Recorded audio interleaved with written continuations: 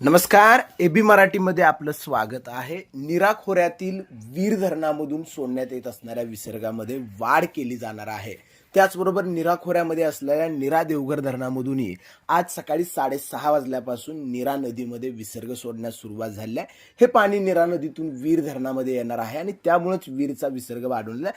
वीर धरणासह नीरा खोऱ्यामध्ये असणारी जी प्रमुख 4 धरणं आहेत त्याची सविस्तर अपडेट या व्हिडिओच्या माध्यमातून आपण पाहणार आहोत. तर वीर धरणामधून आज सकाळी 8 वाजल्यापासून 13,889 क्युसेक्स सांडव्यामधून आणि अतिवाहकाद्वारे 1100 क्युसेक्स असा एकूण 14,939 क्युसेक्स म्हणजे साधारणतः 15,000 क्युसेकचा विसर्ग हा वीर धरणामधून नीरा नदी पात्रामध्ये केला जाणार नाही. हा विसर्ग नीरा नदीच्या माध्यमातून नीरा नरसिंहपूर येथे भीमेला मिळणार आहे आणि त्यामुळं भीमा नदीची पाणी पातळी पुन्हा वाढणार आहे. तर नीरा खोऱ्यामध्ये असणाऱ्या प्रमुख धरणांपैकी एक नीरा देवघर धरण जे आहे ते 97.42% इतकं भरलेलं आहे आणि नीरा देवघर धरणामधून आज सकाळी 6:30 वाजल्यापासून नीरा नदीमध्ये एकूण 10,046 क्युसेकचा विसर्ग हा येतो आहे आणि हे सर्व पाणी जे आहे ते वीर धरणामध्ये येतं आणि वीर धरणामधूनच नीरा नदी पात्रामध्ये विसर्ग सोडला जातो आणि त्यामुळेच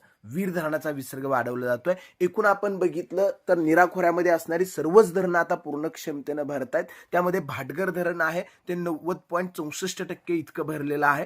गुंजवणी 88.33% झालेलं आहे. नीरा देवघर आत्ताच सांगितलं 97.42%, वीर 99.27% म्हणजे पूर्ण क्षमतेनं भरत आहेत. काल दिवसभर या नीरा प्रणालीमध्ये असणाऱ्या धरण क्षेत्रामध्ये पाऊस झालेला आहे. भाटघरवर 23 मिलीमीटर, नीरा देवघरवर 46 मिलीमीटर, वीरवर 15 मिलीमीटर, गुंजवणीला 33 मिलीमीटर. जर जे पाणलोट क्षेत्र आहे पिंपऱ्याला 18 मिलीमीटर, वडगावला 37 मिलीमीटर, अंथुर्णेला 12 मिलीमीटर आणि बारामतीला 33 मिलीमीटर इतका पाऊस झालेला आहे. नाझरे धरण जे आहे ते सुद्धा आता पूर्ण क्षमतेनं भरतं. एकूणच नीरा खोऱ्यामधली धरणं पूर्ण क्षमतेनं भरत आहेत.